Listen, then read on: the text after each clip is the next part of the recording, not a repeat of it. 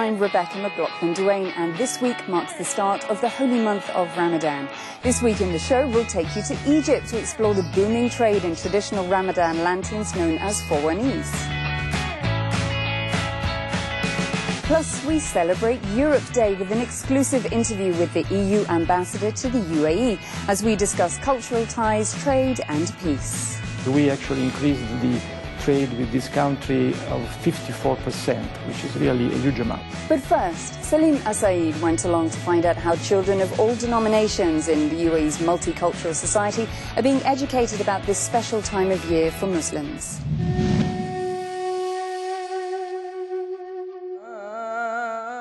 The month of Ramadan is a spiritual one, when Muslims who make up over a quarter of the world's population practice one of the 5 pillars of Islam, fasting.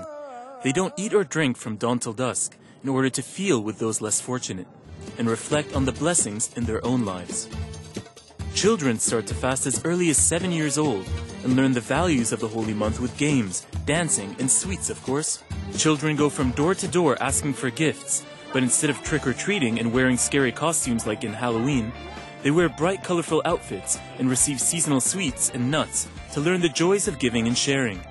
In Saudi Arabia and Kuwait, this time of year is called Garga'an. In Oman, it's called Garangasho, and in Bahrain, Garga'un.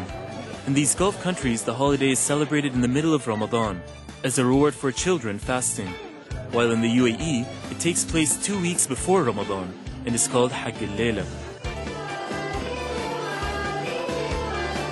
Boys wear traditional thobes, slippers, and a jacket for some flair, while young girls put on long, bright, multicolored dresses and sequined headdresses to top it all off. They carry felt bags or wicker baskets to collect their holiday goodies and sing the words, "Give to us and God will give to you." It's not just Muslim children that are learning the traditions and values of Ramadan. Kids 8 to 9 years old from all backgrounds here in the UAE sat down to discover what the holy month is all about.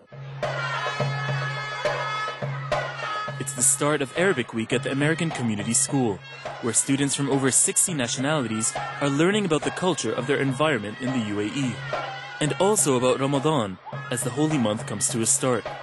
What does Ramadan mean to you? Ramadan is a holy holiday. It means peace, love, and forgiveness, and it means to give money to the poor.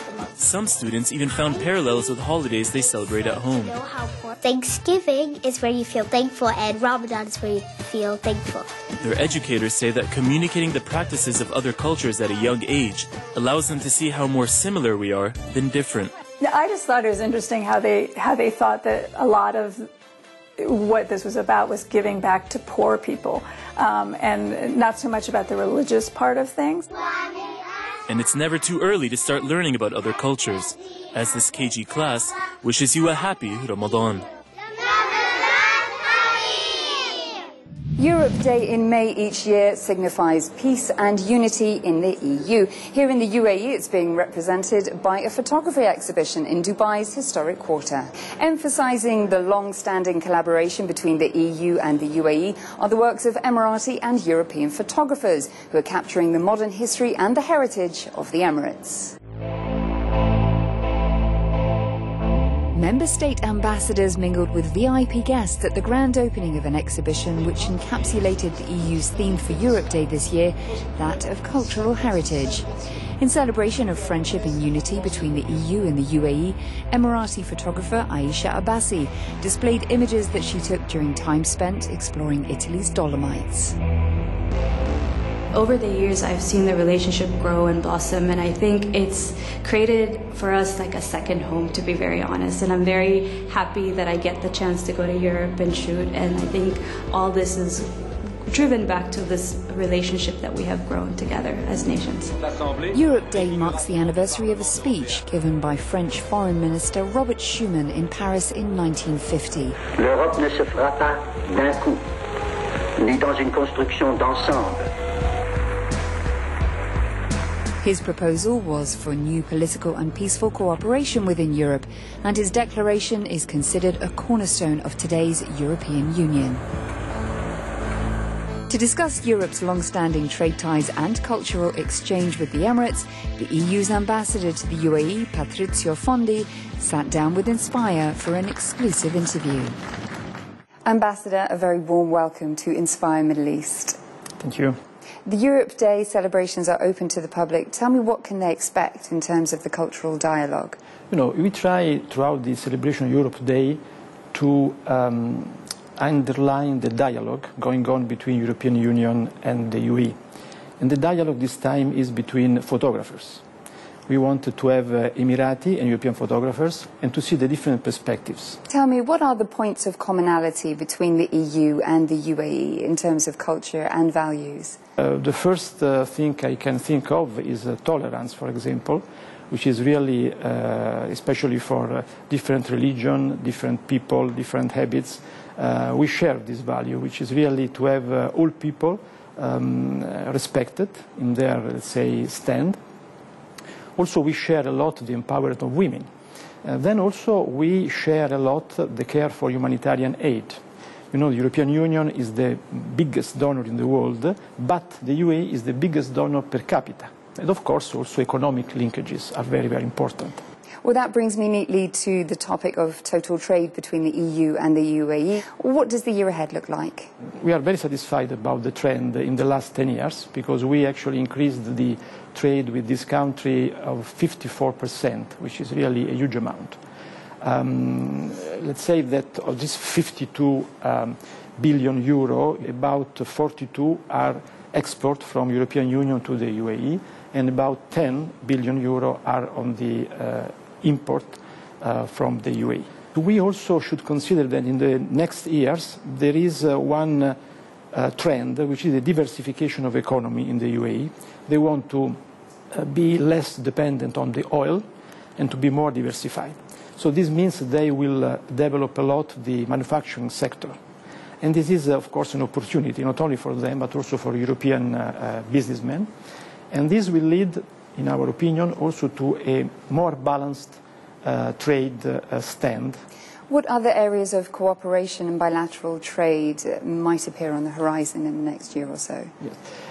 At the moment, the most important items for export from European Union is industrial, actually, goods. For example, machinery, transportation goods, aircrafts, of course, locomotives, this kind of very advanced products. On the other side, we import as European Union, especially fuel, lubricants and other related issues, and some manufactured goods. We're entering the Holy Month of Ramadan. What does this time of year mean to you personally? Ramadan for me was really a new experience when I started my life in Middle East. What I appreciate more of this time of the year is really the atmosphere.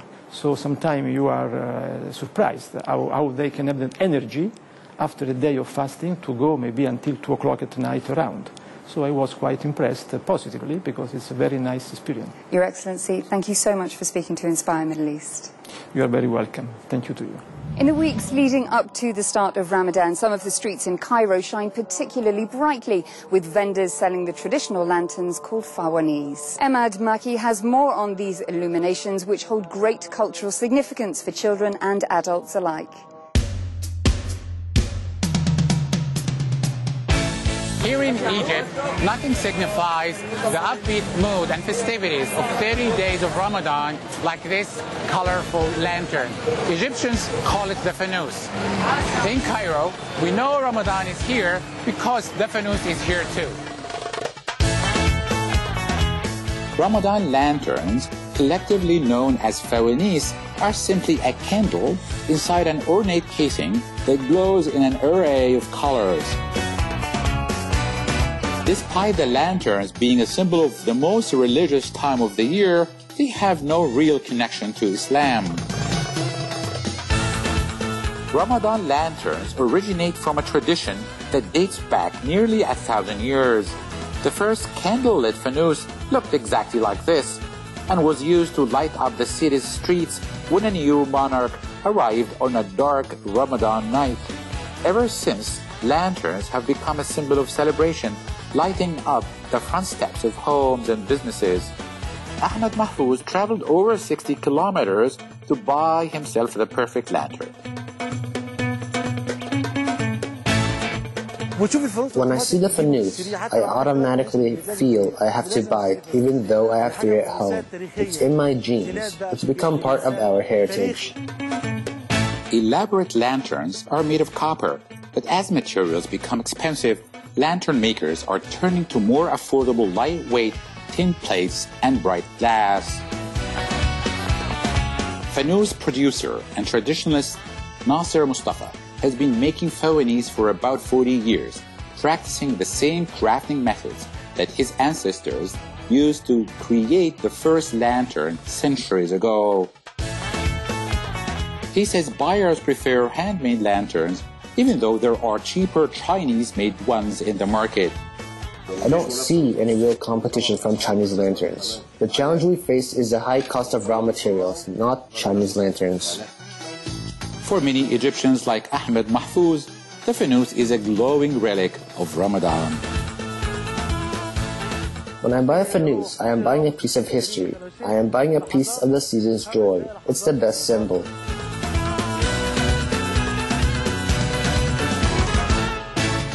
That's all for this week. Before I say goodbye, here are how people around the world are marking this important time in the Islamic calendar on social media. Noor from Al Marjan Island in Ras Al Khaimah tested out her Ramadan balcony lights in preparation for the Holy Month.